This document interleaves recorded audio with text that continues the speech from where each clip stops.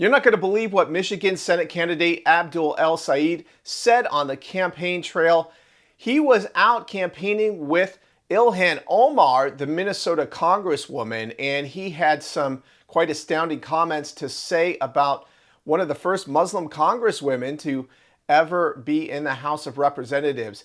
But there are even more disturbing videos coming out about Saeed, and that includes a 2018 video about him talking about Muslims and Americans, and also a 2022 video that is apparently in support of Sharia law in the United States. Before we get into the story, please like, share, and comment at the Becker Brief.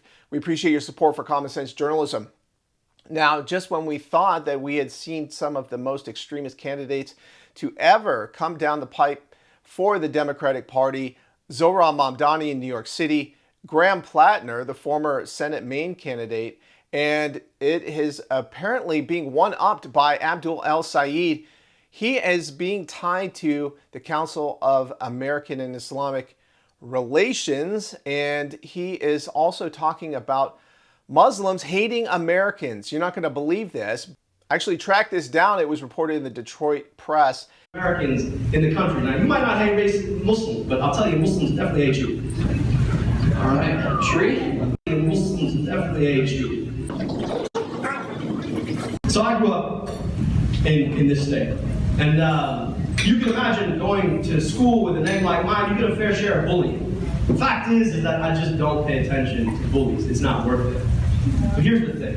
One of the biggest frustrations that I've had is that the assumption that there should be some sort of association between me and some dastardly group functions simply on the fact that I choose to pray a particular way. It is implicitude that is used to raise the scepter that has everything to do with context. Now, here's the thing. What frustrates me more is not that you have blatant racism on the part of certain people, but what frustrates me more is, in the words of Martin Luther King, is that one of the most dangerous aspects is not when bad people speak out, it's when good people fail to speak out. And what I have not heard is the Republicans on this panel decisively and swiftly call out this kind of Islamophobia, this kind of racism in the context, right, that they are running to represent a state that has the highest per capita number of Muslim Americans in the country. Now, you might not hate racist Muslims, but I'll tell you, Muslims definitely hate you. Now, of course, Abdul El-Sayed doesn't speak for all Muslims, but he's certainly not doing anything to help Americans who have been really supportive of the principles of the Constitution and of allowing immigrants to come to the United States and to share in our prosperity and our blessings, including liberty.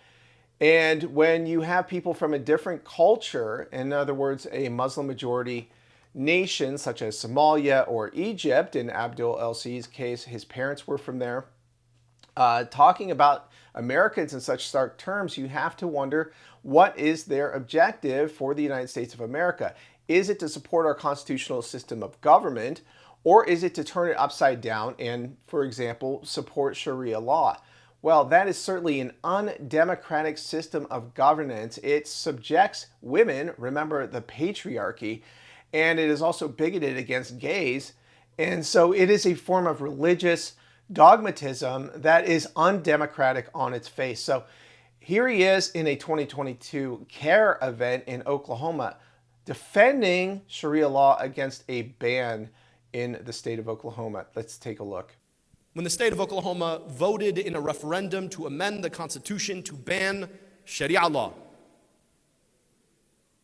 What does that mean? I don't know. And yet the voters banned it anyway. What I offer today is just a reflection on the American history that runs through this state.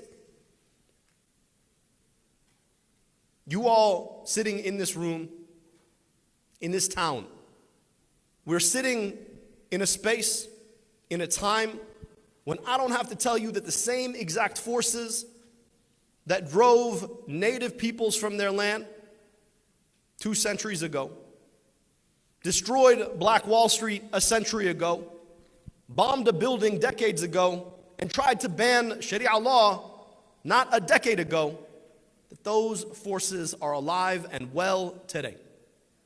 We see it in conversations across our country. People who fear what offering basic access to the ballot, a democratic tradition in this country, might mean for their sense of power, and so have turned their backs on democracy to begin with. In addition to all of this and endorsing Ilhan Omar, according to his website, we have a tussle between him and the President of the United States. He was asked about a post that Donald Trump put on Truth Social comparing his marriage with Melania with that of Abdul and his wife Sarah. Well, this did not go over well with Abdul El-Sayed, who nonetheless agreed with the statement and said that he wanted two Americas. And he also lashed out against Melania and Donald in their relationship and said that they had a rocky marriage. Let's take a look at that. For far too long, okay with a level of inequality in this country. I want them to live in an America where they can breathe clean air and drink clean water. And actually, Sarah and I like each other. I don't know about the First Lady and the President, but from what I've heard, it's a bit of a rocky road. When Muslims immigrate to the United States, they're expected to assimilate and support our constitutional system of government, not to defend Sharia law. And that is something that fundamentally contradicts and conflicts with our constitutional system of government. That's just a fact. It's not my personal opinion. They are not compatible systems of governance. You can have your own opinion about whether one is better than the other, but they are not compatible because our rights are based on a recognition of our individual worth before God. We all are born equal in terms of we all have a soul, and therefore we should have individual equal rights under the law. That is not the system of government that either Abdul El-Sayed apparently supports because of not just his comments on Sharia law, but about equity. And this is a socialist scheme, which is the cultural means to the wealth of redistribution that is a hallmark of Marxist philosophy. Again, that is not compatible with the U.S. system of government. It is also a clash of civilizations, as you might read in, say, Samuel Huntington's book on the matter. And so what we're not seeing here is two Americas, but really an America and a foreign culture that is vying for dominance in the United States. So I would have to agree that we're in a sort of existential struggle to define what America is and what it will be in the future. And if we want to preserve the constitutional system of government, freedom, individual rights, and the rule of law, then we better get serious about it from a cultural standpoint, because we can allow people to have freedom of opinion and freedom of religion, but not everyone who comes to this country agrees with that. That is the Achilles heel in all of this. It's the Trojan horse, as one might say, including Representative Nancy Mace of South Carolina, who used those terms and sort of lit a little firestorm on X about it. So weigh in with your own thoughts about this story. My opinion, again, we should have freedom of religion and freedom of speech, but not everyone who immigrates to the United States agrees with those constitutional values. So weigh in with your thoughts. We always appreciate hearing from you.